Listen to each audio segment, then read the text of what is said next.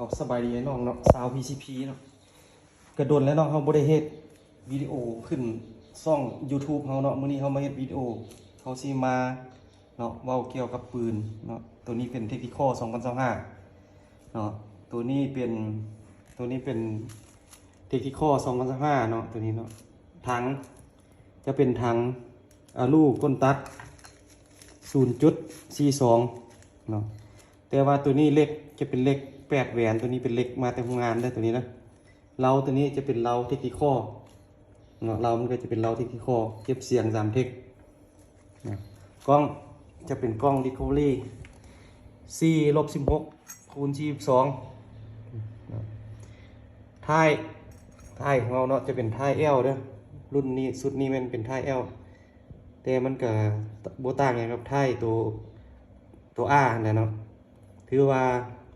อยู่ในนี่เนาะเทคนิคบอกนี่เนาะราคาครบสุดเขาขายแมน7,500,000เนาะถือว่า7,500,000นั่นเนาะเขาจะแถม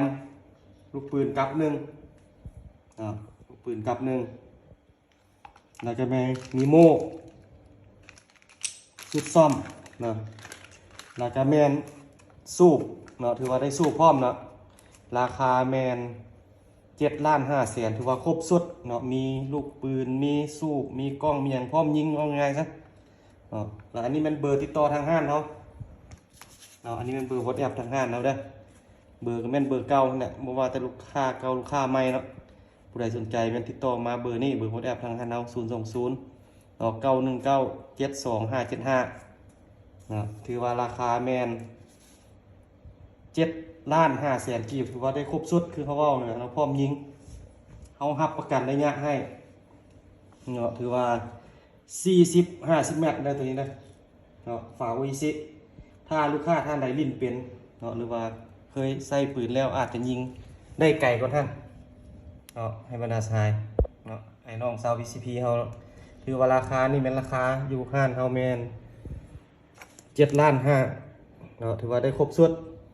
บัดนี้เขาจะขอแนะนำตื่มเกี่ยวกับวิธีฝากเครื่องของพวกเขาถือว่าลูกค้าต่างแข็งแม่นเขาจะฝากรถเมย์ให้เวลาลูกค้าตกลงเอาเครื่องแล้วเขาประกอบเครื่องแม่นตามลูกค้าสั่งเขาประกอบแล้วเขาจะวิดีโอคอลหลังจากถ่ายหุ้มให้ลูกค้าเบิ่งถ้าลูกค้าโอเคเขาจะแพ็คสเก็ตออกไปฝากให้เนาะถือว่าฝากทางรถเมย์เด้อลูกค้าต้องเข้าใจเด้อเขาเอาไปฝากแล้วเขาจะแจ้งเบอร์โทรเจ้าของรถลากกับป้ายรถให้เวลานั้นลูกค้าต้องได้โอนส่วนค่าฝากแมนลูกค้าจะได้เสียเองเพราะลูกค้าจะได้ล้มกับเจ้าของรถเองเกี่ยวกับค่าฝากเนาะถือว่าถ้าลูกค้าท่านใดเนาะต้องการหับเครื่องอยู่นครหลวงแมนเขาสามารถให้กวดเครื่องก่อนจ่ายเงินได้เนาะกวดเครื่องแล้วจึงจ่ายเงินเนาะ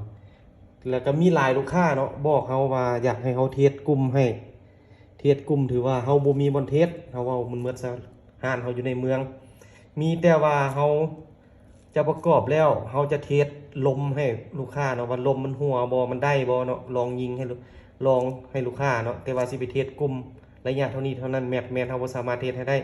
มีแต่ว่าลูกค้าเอาไปแล้วลูกค้าเอาไปเทสเองถ้ากลุ่มบ่ได้แม่นเฮาจะเปลี่ยนเราใหม่ให้เนาะถือว่าเขาเปลี่ยนเราใหม่ให้ปืนเฮาแม่นรับประกันหลังการขาย3 เดือนเนาะวิธีฝากเขากันแนะนำลูกค้าไปแล้วเนาะแล้วเขายังมีเนาะอะไรขายเนาะถือว่าตัวนี้เป็นเล็กตัวนี้เป็นเล็กเนาะตัวนี้ถือว่าเป็นเล็ก8 แหวนเล็กมาแต่โรงงานเนาะตัวนี้แม่นเล็กของโรงงานเนาะราคาแม่น850,000เนาะแล้วจะมีหลายลูกค้าเนาะถามเขาว่ามีเล็กเสริมบ่เนาะอันนี้แหวนเสริมเด้อตัวนี้เป็นแหวนเสริมตัวนี้เป็น24 แหวนเนาะถือว่าเสริมใส่เล็กนี้แล้ววิธีเนาะถ้าลูกค้าใดซื้อไปแล้วเนาะซื้อไปถ้าลูกค้ามีแล้วเนาะถือว่าเล็กธรรมดาเนี่ยเล็กโรงงานนี่เนาะอยากซื้อเล็ก24 แหวนไปเนาะเล็ก24 แหวนนี่เขาก็มีขายคือว่าราคาแม่น950,000เนาะเล็กนี่ตัวเล็ก24 แหวนเล็กเสริมเท่านี้เนาะเวลาลูกค้าเอาไปแล้วลูกค้าจะปลดออกเนาะวิธีเปลี่ยนแม่นเขาจะหั่นตัวนี้ออกเนาะลูกค้าหั่นตัวนี้ออกนะลูกค้านะแล้วเขาเก่าตัวอยู่ทางในนี่ออก เนาะถือว่าเขาจะไม้นี่เนาะเพราะว่ามันจะมีตัวนี้เป็นเหล็กแปดแหวนอยู่ในนี่เราจะไม้ออกนะลูกค้าเนาะวิธีเปลี่ยนเนาะเปลี่ยนถ้าลูกค้ามีแล้ว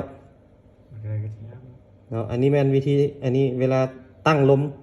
เนาะถ้าลูกค้าต้องการตั้งลมเนาะตัวนี้เป็นโพนเป็นเหล็กปรับในถ้าลูกค้าต้องการตั้งลมลูกค้าต้องการตั้งลมสูงลูกค้ากับไม้ออกเวลานั่นเนาะแล้วลูกค้าจะหั่นตัวนี้เนาะหั่นเพื่อยังเพื่อให้มันแน่นเนาะหรือว่าตั้งลมเนาะอันนี้วิธีตั้งลมเด้อลูกค้าเด้อเขาหั่นออกแล้วเขาจะปลดแหวนข้างในออกนะลูกค้าเนาะถือว่าตู้แปดแหวนเขาอยู่ข้างในกันออกเนาะเขาหั่นตรงบนตั้งลมนี่เนาะแล้วเขาก็ถอดออกแล้วเขาใส่อย่างก็ได้เนาะใส่กระเจหรือว่าอย่างก็ได้ดันตัวนี้ออกเนาะตัวนี้จะเป็นเหล็กแปดแหวนเนาะตัวนี้ออกแล้ว หลังจากนั้นแม่นลูกค้าก็ประกอบเข้าคืนเนาะตัวตั้งลมนี่เนาะลูกค้าเนาะอันนี้เรียกว่าเป็นหัวตั้งลมเด้อลูกค้าอยากตั้งลมแหงลมคอยเนาะที่ว่าหันตัวนี้หันตัวนี้เนาะถ้าลูกค้าต้องการตั้งลมแหงลูกค้าเอาไม้เนาะไม้นี่แล้วลูกค้าก็หันนี่เนาะหันให้มันแน่นเนาะตัวนี้เด้อถ้าต้องการเพิ่มลมหรือว่าอยากให้ลมลงต่ำเขากับไม้นี่แล้วเขาก็หันเข้าเนาะหลังจากนั้นเวลาเขาเปลี่ยนใส่เหล็กตัวซี่แหวนเขาเพียงเอาตัวนี้เนาะถือว่ามาซุบใส่เนาะบอนเขาเอาเหล็กออกนี่เนาะตัวเหล็กแปดแหวนได้ตัวนี้นะแปดแหวนตัวนี้เขาค่าของงานมันเนาะตัวนี้เนาะแต่ว่าเวลาลูกค้าซื้อไปแล้วอยากเปลี่ยนเป็นซี่แหวนแม่นเอาตัวนี้มาซุบใส่เนาะซุบใส่นี่แล้วก็หันเนาะการเปลี่ยนก็บ่ได้ยุ่งยากเนาะลูกค้านะเวลาเขาหันซ้ำนี่เนาะถือว่าแล้วเขาก็ไปเมียงซุปโตใส่ถังเนาะตัวนี้เนาะตัวนี้ถือว่าตัวนี้โตใส่ถังตัวนี้ก็ซุปใส่ปืนเขาเนาะตัวนี้ถือว่ามันจะเปลี่ยนเวลานี่มันจะเปลี่ยนเป็น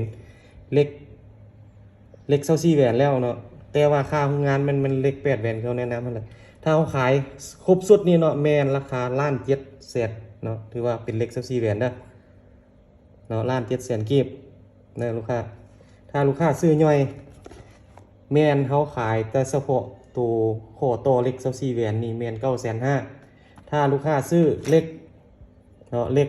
แปดแหวนของงานแมนเขาก็ขาย850,000แต่ตัวนี้950,000เนาะให้ลูกค้าฮู้เด้อเฉพาะแต่เล็กตัวใดเขาขาย950,000เนาะ950,000แมนราคา950,000มันมีแต่สุดนี่เด้อลูกค้าเด้อสุดตัวนี้สุดเสริมซี่แหวนมีแต่ตัวเดียวเนี่ยเฉพาะ950,000แต่ถ้าลูกค้าต้องการซื้อเล็กของงานตัวนี้เป็นเล็กของงานมันเนาะอันนี้เป็นราคาของงานได้ลูกค้าเด้อตัวนี้เนาะถือว่าเขากระหันเขานี่เนาะหันเขานี่ลูกค้าเขาหันกลับเนาะถ้าเขาใส่เล็กของงานกลับสักนี้เนาะตัวนี้แมนฝาหรือว่าเวลาเขาตั้งค่าของลมเนาะตัวเทียด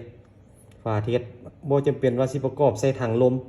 ถ้าเขาประกอบใส่ถังลมแมนมันจะได้ใส่ลมหลายเพียงแต่เขาอัดอันนี้เข้าไปเนาะเวลาเขาตั้งลมเนาะแล้วเขาก็ปรับอันนี้แมนเกตตัวนี้แมนเกตเบื้องที่ว่าเขาตัดลมเนาะตัดลมของเหล็กเขาจะต้องการตั้งเท่าใดตัวค่าของงานเขาจะตั้งให้เขาเพียงแต่10หรือว่า11แต่ถ้ากรณีเขาใส่ตัวซี่แหวนนี่แมนเขาสามารถตั้งลมฮอด1,500-1,600ได้เนาะหรือว่า1,800-1,900ได้เล็กจะบ่ไหลถ้าลูกค้าท่านใดสนใจก็ติดต่อมาเนาะอันนี้มันเบอร์ห้านเบอร์ทางห้านเด้อแล้วก็ฝากติดตามเนาะทั้งลูกค้าเก่าลูกค้าใหม่เนาะติดตามทางช่อง YouTube เฮาเนาะขอขอบใจ